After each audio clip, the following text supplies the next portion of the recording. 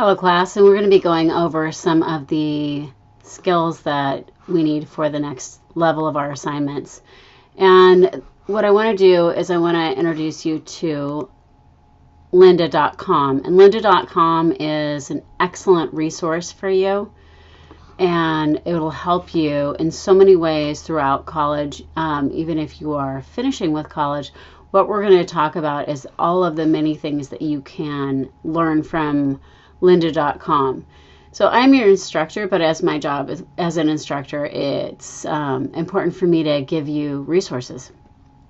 So the resources that I want to impart to you through lynda.com, which you can get for a month free trial, but you can learn so many different things through this site. And some of the main things that I want to let you know that you can use are the different Microsoft units, Word, Excel projects, and what you can learn with the Microsoft Excel is what we are working on now, which is charts and graphs. And so while I want to share this with you,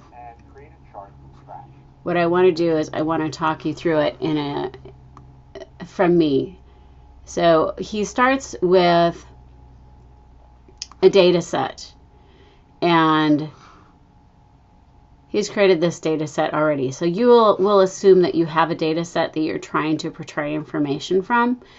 And then what I'm going to do is I'm going to go along with him and show you how easy it is to do the same charts and graphs. And what I did was I created this data set through watching him, and it was very easy. So all I did was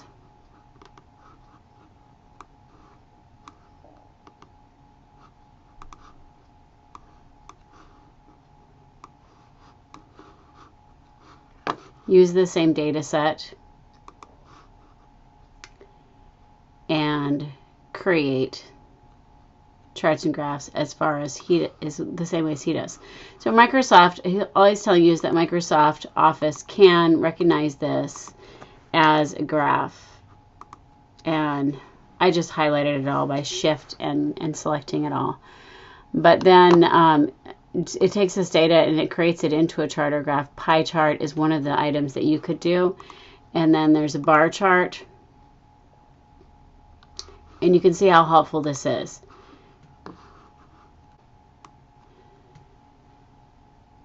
So this chart actually shows what type of communication people are using, and there's some overlap between the communication. It's not going to add up to 100 is what he's saying. So basically he's going to portray information that does overlap a little bit. And I guess the thing that I want to show you is that this is really simplistic and easy to follow along with. And the transcripts here, it highlights as he goes. And what he's doing here is he's showing you the many different options of working in a chart and a graph. And you don't have to use lynda.com, but it makes perfect sense for you to use it. So in my chart that I created that's exactly his information, I went through and wanted to make sure that it worked the same and that it was simple enough for anyone to use, and it totally is. So this is how it works visually. I don't know anybody who's used a donut chart, but you can use the same information and portray it in a number of different ways. So the next thing I want to talk about is the OWL at Purdue. So the OWL at Purdue gives us information about how to portray figures when you're doing a report. So it's in APA Tables and Figures 2, and it shows exactly how to do it, how to create a figure, how to decide whether the figure is necessary, and things to check. Just double check information here. So the main things that you want to be concerned with are how to label the item and how to provide enough information for your reader. And so what it tells you here is that the caption and legend that you need is, this needs to appear right below anything that you have, whether it's a photograph or a chart or a graph, whatever it is, table. Figure 1, how to create figures in APA style. This figure illustrates effective elements in APA style figures. Say something about the image that you've created and put the number of figure it is. So if you have 5 charts, you're going to have figure 1 through figure 5. If you have charts and images totaling up to 10, you'll have figure 1 through figure 10. So you want to have enough information for us to understand. They're brief, they're complete explanations. They include a legend that explains everything in them. Also, you're obligated within the text of your report to refer to figure 1. See figure 1. So you have to actually discuss what's in the figure or in the chart, graph, table, pie chart, whatever. You have to actually go through there and make sure that you refer to it and discuss it while you're doing your report. So all of these beautiful graphics need to not only appear within your reports, but they also need to be referred to in the text of your report. And so there's Venn diagram makers, there's different sort of pie chart makers, things that you can find online that I gave you resources for.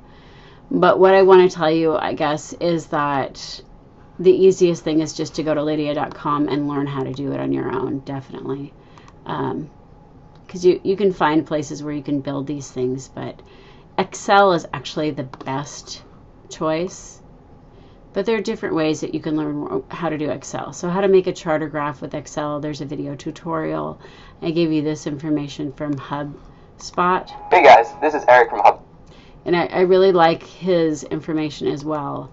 So he goes through and shows you exactly what I've done too. And if you take the time to go through these short videos, you can learn fairly quickly.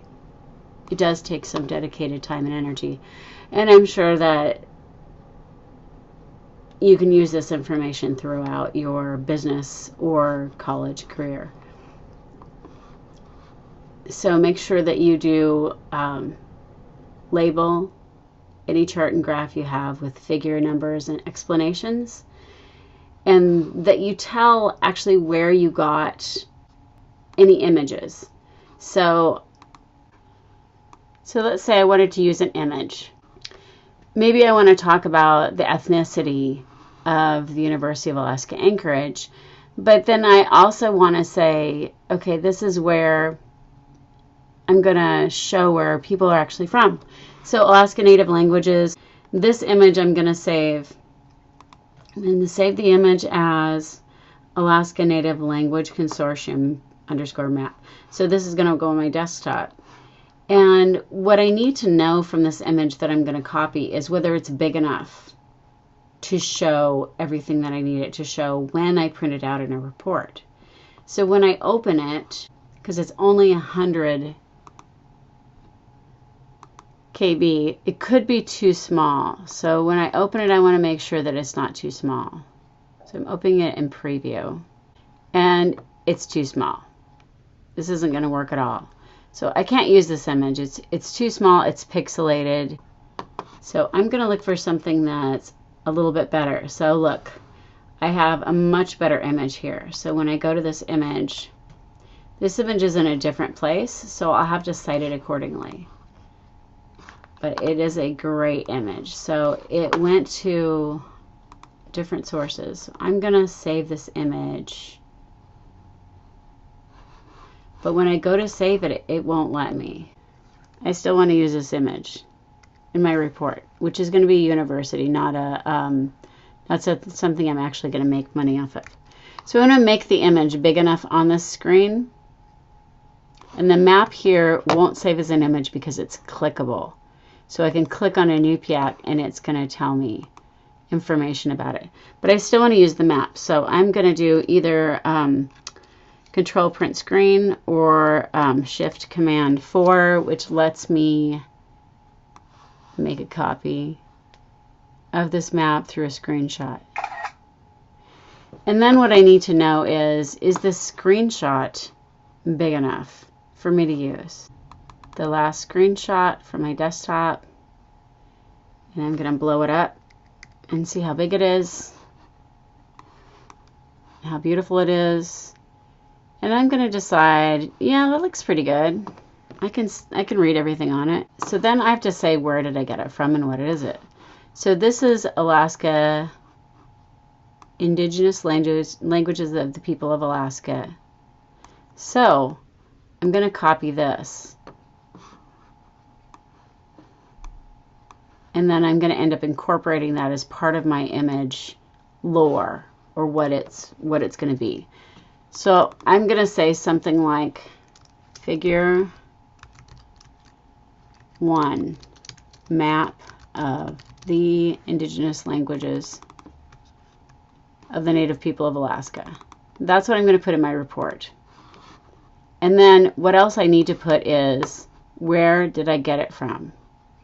I'm going to say it came from the Alaska Native Knowledge Network. I'm going to add that.